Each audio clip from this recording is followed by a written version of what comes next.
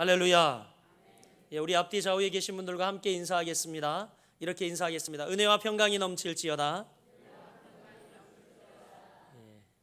근데 여러분 그런 얼굴로 인사하시면 안 돼요. 화난 줄 알아요. 그러니까 활짝 웃으시면서 우리 다시 한번 인사 전혀 하지 않은 분들과 인사하겠습니다. 은혜와 평강이 넘칠지어다. 아멘. 오늘 주전에 올라온 모든 여러분들에게 하나님이 주시는 은혜와 평강이 넘치길 간절히 소원합니다.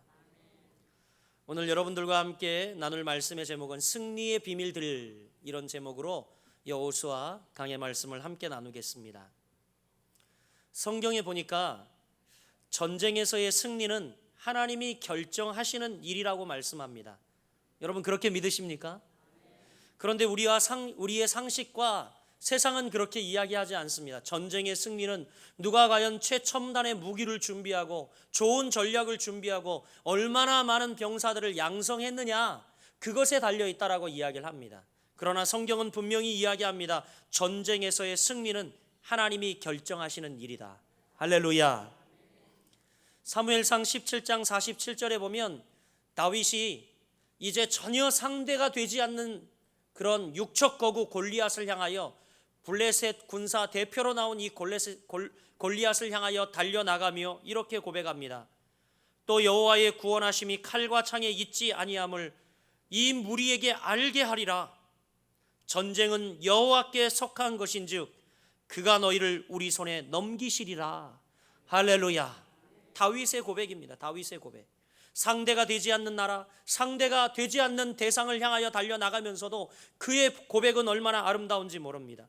전쟁의 원리를 분명히 알고 있었어요. 전쟁은 여호와께 속한 것이다. 할렐루야. 할렐루야. 모든 조건이 아무리 완벽하게 갖추어졌다 하더라도 여러분, 하나님이 함께 하시지 아니하면 우리는 승리할 수 없습니다. 전쟁은 군사력만 가지고 승리할 수 없음을 오늘 우리는 아이성의 전투 본문을 통하여 너무 잘 보고 알고 있습니다. 여호수아가 처음 아이성을 점령하려고 할 때에 실패하고 말았습니다. 그것은 여러분 지난주 우리가 살펴보았지만 아간의 범죄 때문이기도 했지만 아이성을 너무 가볍게 여기고 그 전투를 하나님께 의뢰하지 않는 이 이스라엘 백성들의 교만도 원인이 있었습니다. 이제 여호수아는 결단합니다. 지도자로서 철저히 하나님 앞에 회개하고 하나님을 의뢰함으로 아이성과의 전쟁에서 승리를 다시 거두었다라고 하는 반전의 역사가 오늘 본문입니다. 우리는 이 전쟁을 통해서 이스라엘 백성은 가나안 전쟁의 승리의 주도권이 하나님께 있음을 깨닫게 됩니다. 확신하게 되죠. 사랑하는 여러분, 오늘 저와 여러분이 이 본문을 살펴보면서 아이성의 전투의 승리를 살펴보면서 이 승리의 비밀들을 우리도 배워 함께 승리하는 여러분들 되시길 주의 이름으로 축복합니다. 우리 옆 사람에게 축복합시다. 승리합시다. 할렐루야. 승리의 비결 첫 번째는 여러분 바로 하나님을 의뢰했기에 승리할 수 있었다는 겁니다. 하나님을 의뢰했기에. 처음 아이성을 점령하려고 했을 때 이스라엘 백성들은요, 아이성을 아주 업신이 여겼습니다. 우습게 여겼어요. 그래서 군사 3,000명만 파견을 했습니다. 이스라엘 백성들은요, 어마어마한 많은 인원을 데리고 출애굽을 하였어요.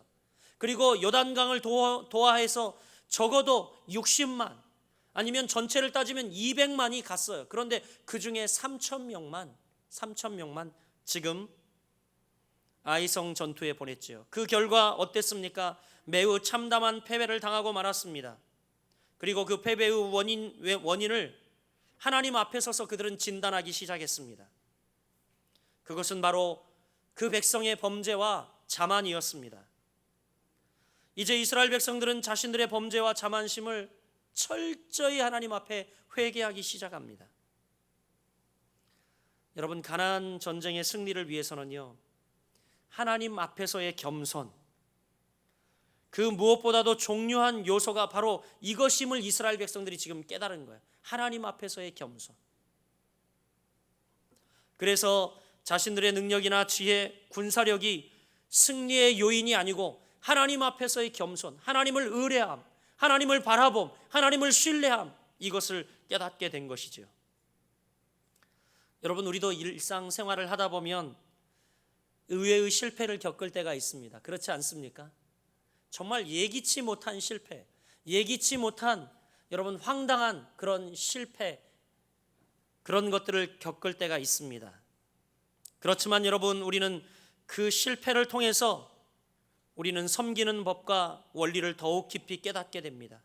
결코 이 실패는 실패가 아니고 바로 값진 교훈이 되는 거죠.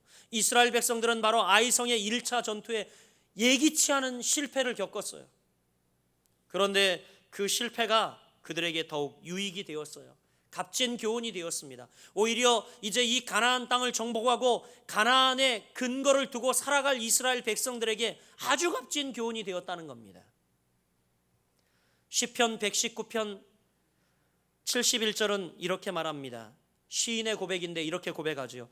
고난을 당하는 것이 내게 유익이라. 이로 인하여 내가 주의 율례를 배우게 되었나이다. 이렇게 말합니다. 수시로 찾아오는 고난, 예기치 않은 고난, 이것이 우리에게 오히려 유익이 되었다라고 이야기합니다. 그 가운데 주의 율례를 배우게 되었다, 주의 말씀과 주님을 더 신뢰하게 되었다라는 이야기죠. 이스라엘에게 하나님은 이제 새로이 아이성을 점령하는 작전을 지시합니다. 지난주에 읽었던 8장 1절과 2절 말씀, 여호와께서 여호수아에게 이르시되 두려워 말라, 놀라지 말라, 군사를 다 거느리고 일어나, 군사를 다 거느리고 일어나 아이로 올라가라. 보라, 내가 아이 왕과 그의 백성과 그의 성읍과 그의 땅을 다 내 손에 주었으니 너는 여리고와 그 왕에게 행한 것과 같이 아이와 그 왕에게 행하되 오직 거기서 탈취할 물건과 가축은 스스로 가지라. 너는 아이성 뒤에 복병을 둘지니라 하시니. 여러분, 그렇죠. 이제 새로운 아이성 점령하는 작전을 하나님께서 여호수아를 통하여 지시하십니다. 사람들은 말이죠, 그런 것 같아요. 승리할 때보다는 패배와 좌절이 찾아왔을 때 더 겸손해집니다. 승승장구하고 승리하고 잘 나가고 진급하고 이러면 내가 잘나서 그런 줄 알고 점점 더 교만해지죠. 뻣뻣해집니다. 겸손하기 쉽지 않습니다. 그런데 반대로 실패하고 좌절을 느끼고 패배하면 겸손해집니다. 지금 이스라엘도 그러합니다. 한번 처절히 실패했던 이스라엘은 자신의 능력과 지혜와 근서력을 의지하는 자만된 자세를 완전히 버렸습니다. 그리고 지금에야 비로소 하나님의 말씀에 귀를 기울이고 듣기 시작합니다. 이제 여호수아도 마찬가지 하나님의 지시에 절대적으로 순종했고 그대로 진행을 하고 있습니다. 또한 백성들도 아무런 의의 없이 여호수아의 말에 모두 순종하고 있는 것을 봅니다. 모두가 자신들의 생각보다 하나님의 지혜와 능력을 믿고 철저히 의지하는 것을 보죠. 이때 하나님이 승리를 주셨다는 겁니다. 이때의 말이죠. 사랑하는 여러분, 결국 아이성 정복도 여리고성의 정복처럼 하나님의 지혜와 능력에 의해서 이루어진 일임을 우리는 본문을 읽으며 확인하게 됩니다. 하나님이 이것을 원하셨던 거예요. 너희의 자만과 교만, 그것을 내려놓고 나를 신뢰해라. 이 싸움은 내게 속한 것이다. 나를 의뢰할 때 너희에게 승리를 주시겠다. 바로 그 비밀이 담겨 있었던 거죠. 사랑하는 성도 여러분, 우리 개인의 행복, 가정의 번영, 또 교회의 성장도 같은 원리입니다. 같은 원리예요. 오직 우리의 머리 대신 그리스도께 순종하고 그분의 말씀에 순종하는 것이 바로 성도의 승리의 비결이요, 가정의 행복의 비결이요, 또 교회의 성장과 부흥의 비결이라는 사실을 여러분 깨달아 하시길 주의 이름으로 축원합니다. 우리 다시 한번 옆 사람에게 결단합시다. 옆 사람을 보며 결단합시다. 하나님을 신뢰합시다. 하나님을 의뢰합시다. 아멘. 이것이 여러분 승리의 비결임을 믿으시길 바랍니다. 두 번째 본문에 등장하고 있는 승리의 비밀은 뭐냐면 바로 여호수아의 성실과 백성들의 협력으로 얻게 된 승리라는 거예요. 즉 하모니로 이루어진 승리라는 겁니다. 여러분도 잘 알다시피 여호수아는 굉장히 성실한 지도자였습니다. 그는 오늘 본문에 보니까 시간을 아끼기 위해 아침 일찍 일어났습니다. 그리고 온 백성들을 점호하고 그 홀로 올라간 것이 아니라 함께한 모든 장로들과 더불어 백성들 앞에서 아이로 올라갑니다. 이전과는 전혀 다른 모습이죠. 10절 말씀 기록된 대로입니다. 10절 우리 같이 읽어볼까요? 시작. 여호수아가 아침에 일찍이 일어나 백성을 점호하고 이스라엘 장로들과 더불어 백성의 앞서 아이로 올라가매. 여러분, 여호수아의 이러한 자세는 그가 하나님께서 지시하신 말씀에 얼마나 큰 열심을 지니고 있는지 잘 우리에게 보여주고 있습니다. 하나님은 성 뒤에 매복을 시키는 복병작전, 이 매복작전을 지금 여호수아에게 지시하셨어요. 2절 말씀에 보면 자세히 나와 있죠. 여호수아는 이제 하나님의 명령을 성실하고 아주 주도 면밀하게 수행을 하고 있습니다. 여러분, 우리 성도들도 마찬가지입니다. 승리의 생활을 하고 싶다면 여러분, 우리가 안일한 태도를 버려야 할 줄 믿습니다. 할렐루야. 우리가 안일과 게으름에 빠지면 영적 전투를 효과적으로 수행할 수가 없습니다. 그러므로 성경은 하나님의 일을 하되 우리에게 부지런히 할 것을 명하고 있어요. 로마서 12장 7절입니다. 혹 섬기는 일이면 섬기는 일로, 혹 가르치는 자면 가르치는 일로, 이렇게 이야기합니다. 각자 맡겨진 분야에서 성실히 행하라는 겁니다. 열심히 행하라는 것을 권면하고 있는 것입니다. 뿐만이 아니라 베드로전서 4장 8절에 베드로 사도는 우리에게 뭐라고 이야기하는지 아십니까? 무엇보다도 열심히 서로 사랑할지니. 어떻게 사랑하라고요? 열심히 사랑하라고 말합니다. 열심히 사랑할지니 사랑은 허다한 죄를 덮느니라, 이렇게 이야기합니다. 우리는 흔히 이 말씀의 핵심을 서로 사랑할지니 사랑으로 허물을 덮어라, 이렇게 이야기하고 끝나지만 말씀의 강조점이 여러분 앞에 있어요. 열심히 서로 사랑하라고 이야기합니다. 열심히, 열정적으로, 성실히, 충성되이 이렇게 사랑하라고 말씀하고 있는 거죠. 우리 옆 사람에게 여러분 한번 고백해 보세요. 사랑합니다. 왠지 약하지 않습니까? 여러분, 사랑하되 그냥 사랑하면 안 돼요. 어떻게 해요? 열렬히 열심히 사랑해야 합니다. 예, 우리 한번 다시 한번. 예, 당신을 뜨겁게 사랑합니다. 여러분, 오늘 부부들은 꼭 돌아가서 집에서 이렇게 고백해 보세요. 흔히 우리는 사랑해 여보, 이런 고백 많이 하잖아요. 그런데 여보, 내가 당신을 뜨겁게 사랑해, 한번 그래 보세요. 뿅 갑니다. 네, 한번 옆 사람에게 한번, 내가 당신을 뜨겁게 사랑합니다. 여기서 연습하고 가시라고요. 네, 그렇습니다. 성경은요, 우리가 사랑도 그냥 사랑이 아니라 열심히 사랑할 것을 말하고 있어요. 성실과 열의가 식어버리면 여러분 어떠한 선한 결과도 얻을 수 없습니다. 이 예배도 여러분의 열정과 하나님을 향한 열정과 아름다운 마음으로 드려질 때에 이 예배가 하나님께 흠향되어지고 하나님이 받으시는 거지, 나 여기 방청객이요, 나 여기 구경 와슈, 이러면 여러분 이 예배가 하나님께 올려지지 않습니다. 여호수아는 공격에 필요한 군대의 배치가 정확하게 되고 있는지 아주 면밀히 살핍니다. 앞서 1차 공격에서는 여호수아는 군대만을 파견하고 뒤에서 싸우게 했어요. 뒤에서 뒷짐지고 구경했어요, 여호수아는. 그런데 여러분, 오늘 이번 싸움에는 자신이 싸움에 직접 뛰어들어가 그 준비가 제대로 수행되고 있는지 점검하고 그 홀로 가지 아니하고 이제 백성의 모든 지도자인 장로들을 앞세워 같이 갑니다. 그럴 때 온 백성들의 마음이 같이 하나로 묶어져서 이 전투에 마음이 일어나기 시작한 거죠. 13절 말씀에 보니까 이렇게 기록되어 있습니다. 여호수아가 그 밤에 골짜기 가운데로 들어가니.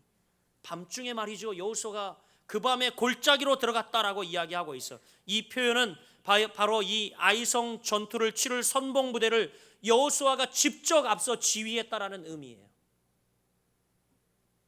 여호수아는 몸소 선봉부대를 통솔하여 싸우러 나갈 것을 결심한 것입니다.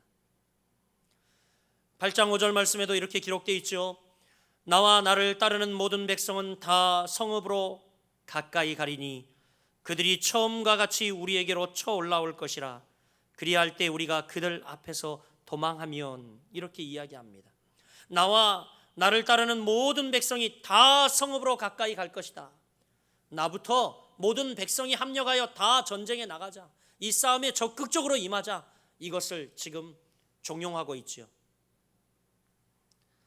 그뿐이 아니라 이스라엘 장로들까지 선봉 전투에 다 가담을 시켰습니다.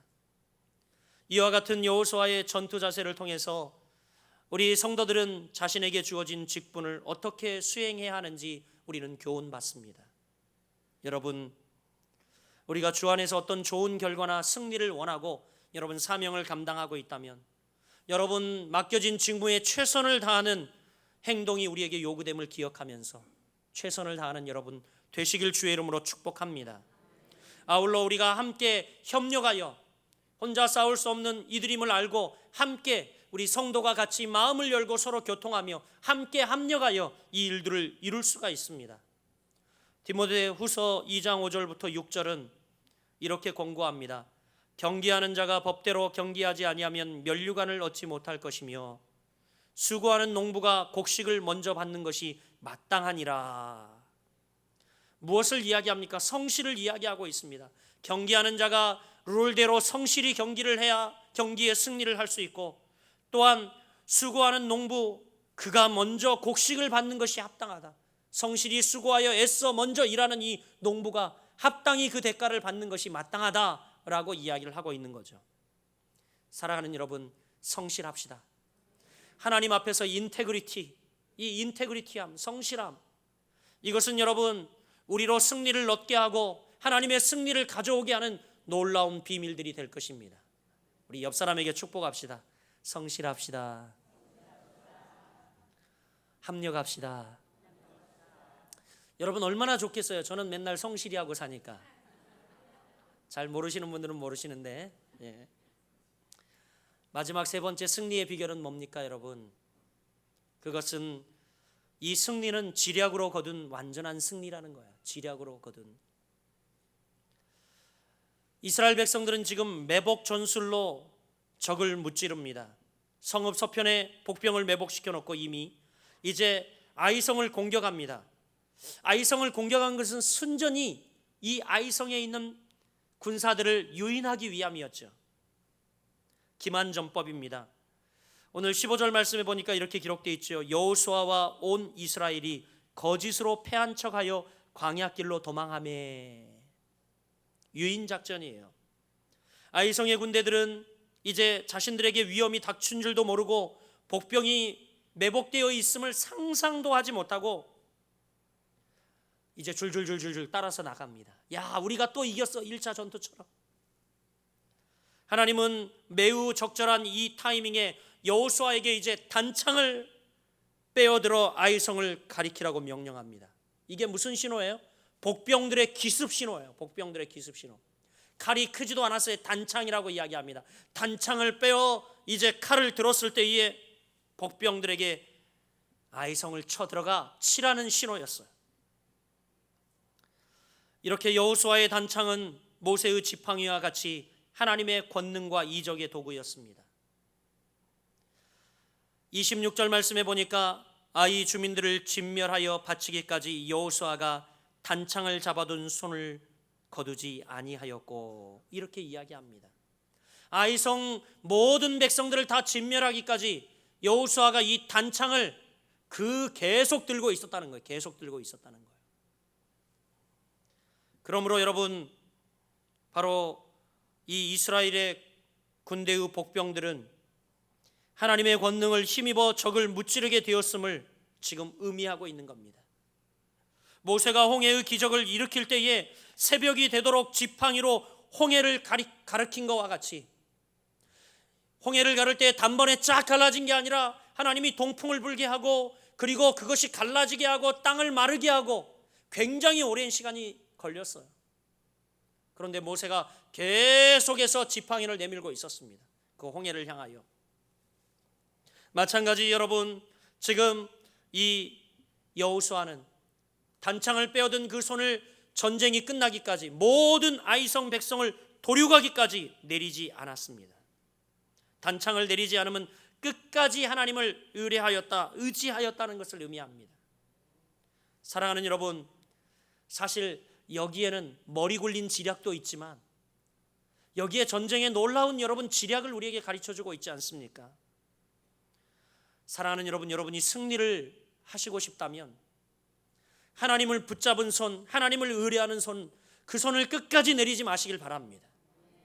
그러면 여러분 손을 붙잡아 주시고 승리를 주실 것입니다. 여러분, 하나님이 여러분의 기도에 응답을 해 주시기를 원하신다면 여러분이 하나님을 향하여 손을 들고 기도하는 그 기도의 손을 절대 내리지 마시길 바랍니다. 기도가 이루어지고 성취되어질 때까지 그 손을 내리지 마시길 바랍니다. 지금 이스라엘 백성들은요, 여호수아가 그 단창을 빼어들지 아니하고 계속 들고 있을 때에 완전한 승리를 거둡니다.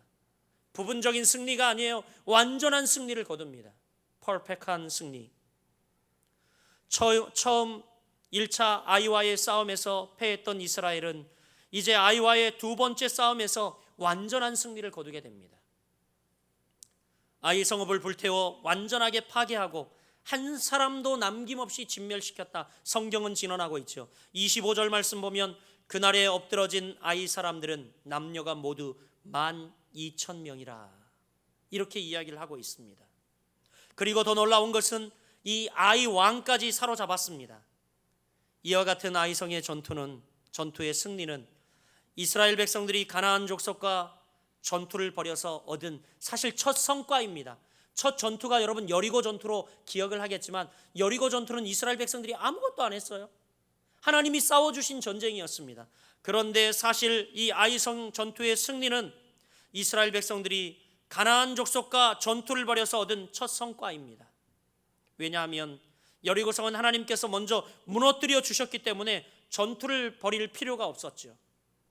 그러므로 여러분, 이 아이성의 전투의 승리와 정복을 통해서 백성들과 여호수아는 이제 앞으로 더 많이 치르게 될 가나안 전쟁에서 승리할 것이라는 확신을 얻게 된 거예요. 더 많이 치르게 될 가나안 전투. 결과적으로 아이성에 대한 이스라엘의 패배와 승리는 하나님의 놀라운 숨은 가르침이 들어있었다는 겁니다. 이제 여러분, 그동안 조셨더라도 귀를 잘 열고 뚜렷이 잘 들어야 합니다. 범죄와 교만에 빠져 있을 때는 우리가 패하게 되고 믿음과 순종으로 임하면 승리하게 된다라는 이 원리를 이스라엘 백성들에게 체득시켜주고 있는 거예요. 너희가 가나안에 들어가서도 마찬가지다. 범죄와 교만에 빠져 있을 때 너희를 신뢰하고 하나님을 의지하지 않을 때는 너희는 백전백패하게 될 것이고 믿음과 순종으로 나아가며 하나님을 의지하고 하나님을 붙들면 너희가 승리하게 될 것이라는 승리의 원리를 이스라엘 백성들에게 교훈하고 가르쳐주고 있습니다. 사랑하는 여러분, 여호수아는 이 영적인 원리 안에서 가나안 정복 전쟁을 수행하였고 결국 승리를 거두었죠. 오늘 이 말씀은 우리에게도 적용이 됩니다. 우리도 역시 이 원리 안에서 선한 싸움을 수행해 나갈 때에 주 안에서 믿음과 순종으로 임하게 되면 승리하여 하나님께 영광 돌리게 될 줄 믿습니다. 여러분, 하나님 앞에 우리가 범죄하고 교만하였다면 범죄하고 교만했던 자리를 피하고 이제 주님 앞에 믿음과 순종으로 나아가 찬양과 경배를 드리며 여러분 잡은 그 단창을 끝까지 내려놓지 아니하고 하나님이 여러분을 천국으로 인도할 때까지, 승리의 길로 인도할 때까지 들고 행진하는 여러분들이 되시길 주의 이름으로 축원합니다. 그때 여러분에게 승리를 주시며 굴곡진 여러분 많은 인생길에서도 다시 오뚜기처럼 일어서는 힘을 주께서 주실 줄 믿습니다. 한 주간도 믿음과 순종으로 승리의 비밀을 깨닫고 나가는 여러분들에게 하나님이 멋진 승리 주시기를 주의 이름으로 간절히 축원드립니다. 기도하겠습니다.